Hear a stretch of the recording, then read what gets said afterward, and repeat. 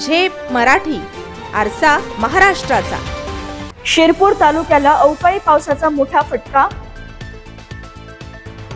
महसूल विभागाने नुकसानीचे पंचनामे केले सुरू। आमदार पटेल व पावरा यांनी मदतीचे दिले आश्वासन।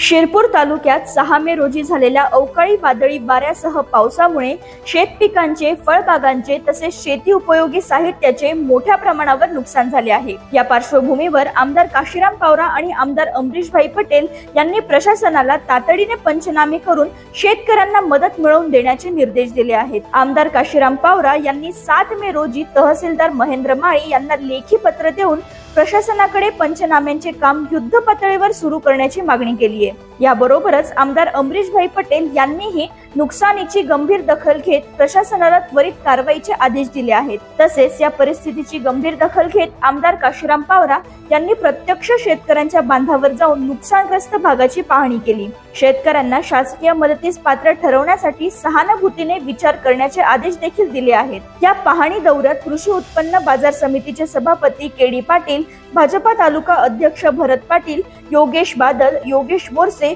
योगेंद्र सिंह सिसोदिया, राजेंद्र पाटील, बाळासाहेब पाटील, जगत सिंग राजपूत, जितू सूर्यवंशी यांच्यासह अनेक पदाधिकारी, शेतकरी आणि ग्रामस्थ उपस्थित होते।